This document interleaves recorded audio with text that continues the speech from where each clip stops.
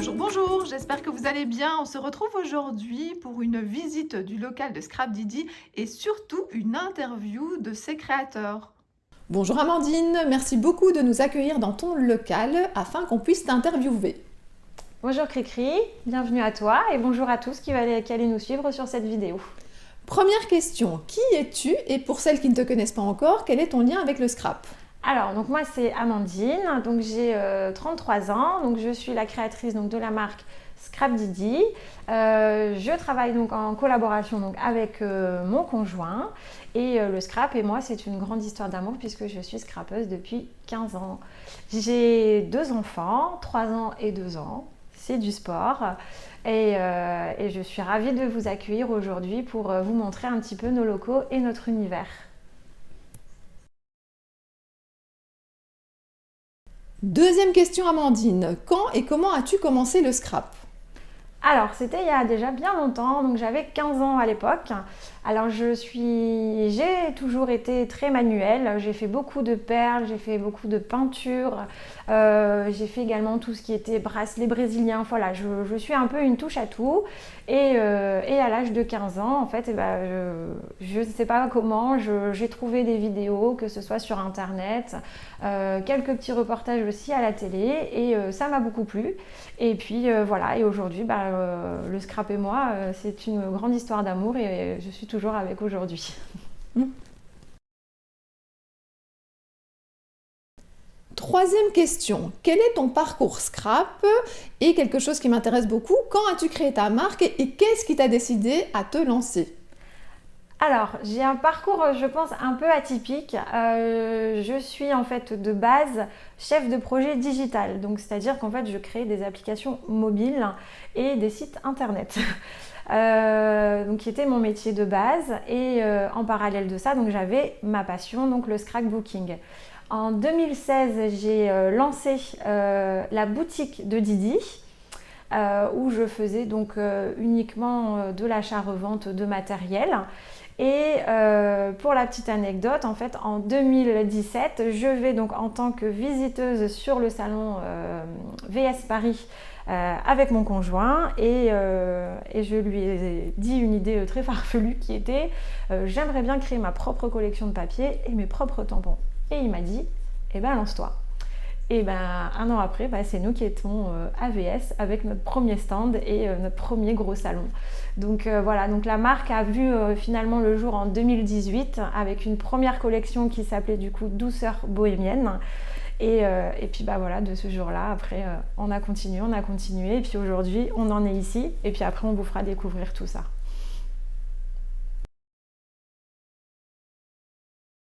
Question suivante, quels sont tes produits préférés dans ta marque? Alors, sur mes produits préférés, donc il y aura bien sûr donc, les tampons. Je vais vous montrer également après un petit peu en exemple, mais moi sur les tampons que je préfère, c'est mes indispensables, on va dire, ça va être surtout trois types de tampons. Du type tampon de fond, comme celui-ci, ou ça peut être un tampon de fond texte, qui est un classique pour moi, que j'utilise à chaque fois pour faire mes fonds de page ou ma carterie. Tout ce qui va être les tampons à coloriser, par exemple comme celui-ci, ou notre petite mascotte, notre petit chouchou, notre famille ours. Et ensuite, sur tout ce qui va être après, le petit détail finalement pour finir les créations, ça va être tous les petits mots pour venir embellir vos créations. Donc ça pour moi c'est un des produits phares. Et le deuxième produit sur lequel moi j'ai toujours à côté de moi, c'est finalement tout ce qui va être les petites étiquettes avec les petits mots. Ça pour embellir à chaque fois toutes vos créations, je trouve ça juste génial. On vous montrera aussi après avec Cricri justement différentes créations qui utilisent ces produits. Mais voilà, ça c'est des éléments que j'ai toujours avec moi sur ma table de scrap. Et le troisième, bien entendu, c'est tout ce qui va être finalement au niveau des dies, que ce soit tous les petits embellissements à ajouter ou les petits mots pour venir finalement agrémenter tout ça. Et puis moi finalement, en plus de tout ça, et mon produit chouchou et que j'ai pour faire tous mes fonds de page, et c'est notre magnifique Distress Oxide. Voilà, donc ça on va dire que c'est toujours tous les éléments que j'ai toujours à côté de moi quand je fais une création. Voilà. Amandine, comment pourrais-tu définir le style de scrap de ta marque, de tes collections? Alors, je dirais un scrap doux, avec des collections qui sont assez douces et couleur pastel.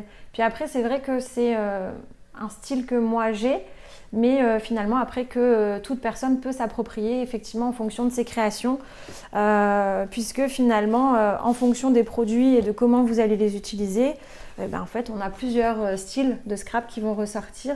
Comme cette page qui est une création donc, de Emeline qui fait partie de l'ADT, ou alors encore celle-ci qui est finalement en couleur très pastel, qui définit aussi beaucoup la marque, donc qui était une création de Perrine. Ou finalement ça peut être aussi de la carterie, voilà, toujours en restant finalement sur des choses qui sont assez douces, comme celle-ci. Ou alors avec des couleurs peut-être un peu plus prononcées, mais avec notre petite mascotte, la famille ours, qui peut faire aussi de jolies cartes. Voilà. Donc c'est vraiment aussi après à vous de vous approprier les produits comme vous l'entendez finalement.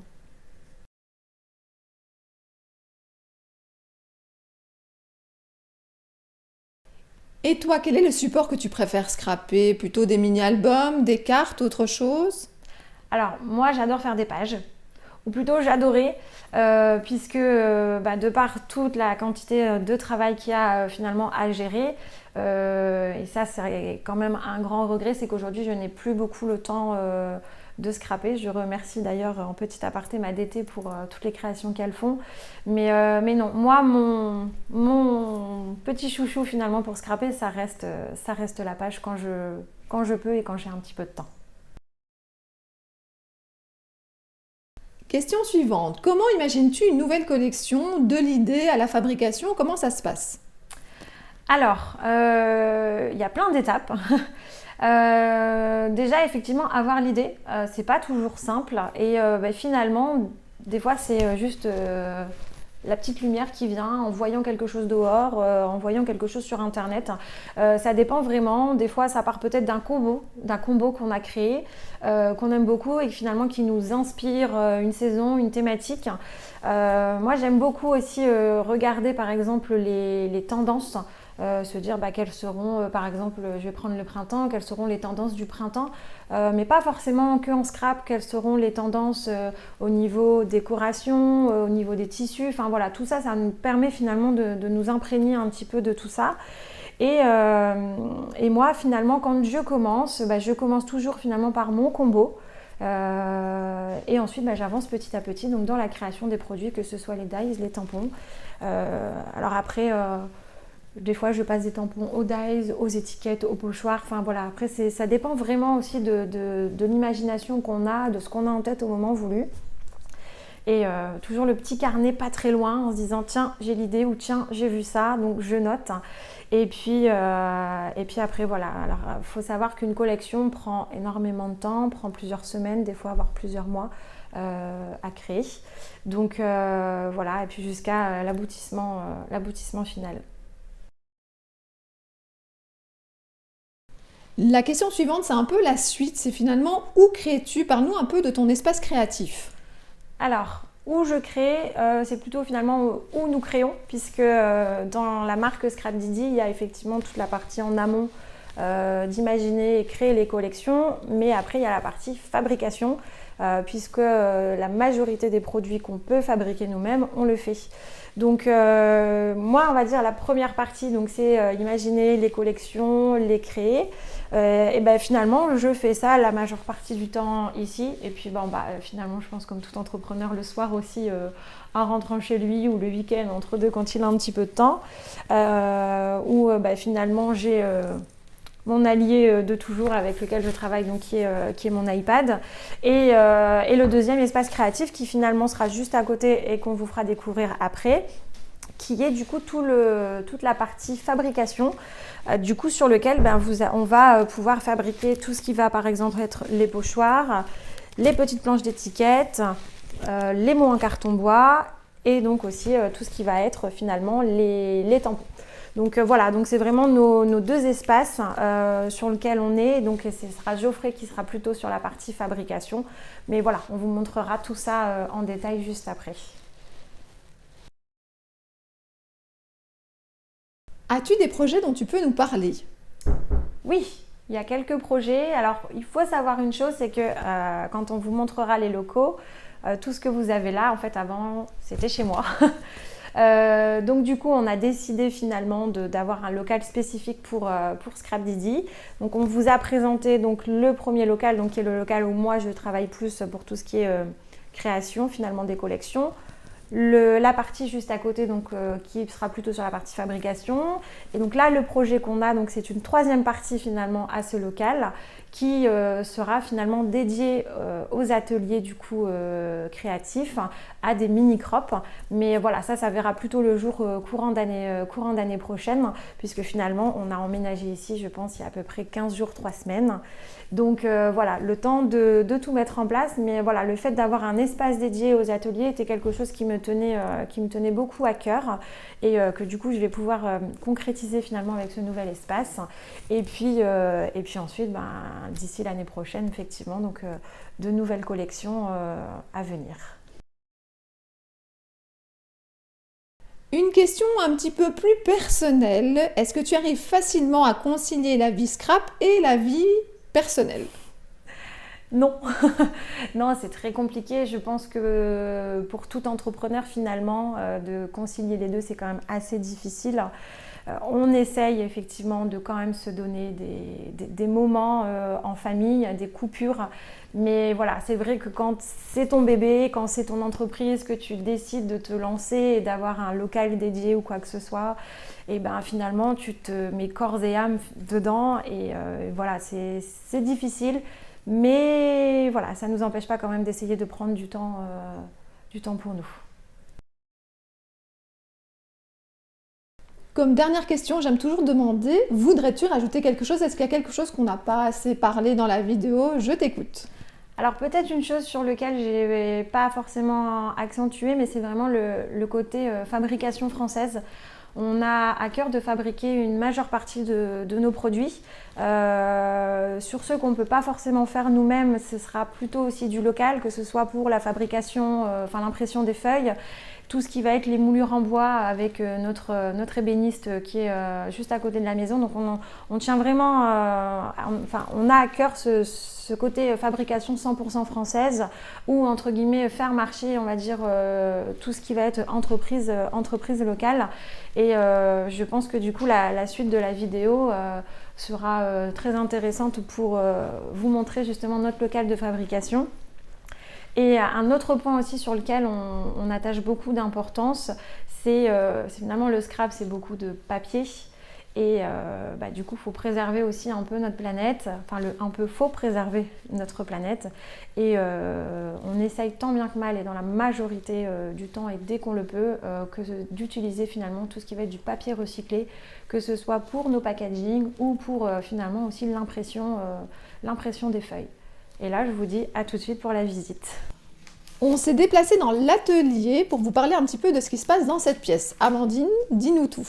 Alors donc là, bienvenue donc dans la partie atelier. Donc c'est ici qu'on va vous faire découvrir donc l'ensemble des machines qu'on utilise pour fabriquer tous nos produits. Donc là, on a donc notre table de travail principale, et là sur lequel Geoffrey en fait est en train de travailler. Donc c'est l'emballage des calendriers de l'Avent. Bien sûr sans vous spoiler, là Geoffrey en fait est en train de mettre tous les produits dans chaque pochette qui plie, et ensuite avec le petit numéro qui va avec. Donc voilà, donc là Geoffrey est en train de préparer donc la première vague d'envoi pour le retour de Gossely. Alors donc là je vais vous présenter deux machines qu'on utilise au quotidien. Donc la première, donc, qui est l'imprimante UV que vous avez là-bas, donc qui va nous permettre finalement de créer nous nos tampons bois et surtout d'imprimer le motif sur le bois. Et ensuite vous avez là-bas notre découpe laser, donc là qui va nous permettre finalement de créer des pochoirs, des mots en carton bois, des mots en acrylique ou d'autres embellissements avec ces mêmes matières. Et là donc ce sont les machines qui vont nous permettre de créer donc les tampons, donc pour avoir ensuite ceci. Donc là, vous avez l'espace donc pour faire les commandes et ensuite vous les envoyer. Ici, c'est notre petit bout de stand qu'on a mis en attendant de terminer les travaux, donc pour quand je fais vos commandes. On arrive ensuite donc dans l'espace bureau, donc un peu plutôt créatif. Donc là, plutôt mon espace de travail, donc avec les iPads et puis tablettes graphiques. Et là, donc juste derrière, donc la partie atelier. Donc on vous a présenté donc dans la vidéo.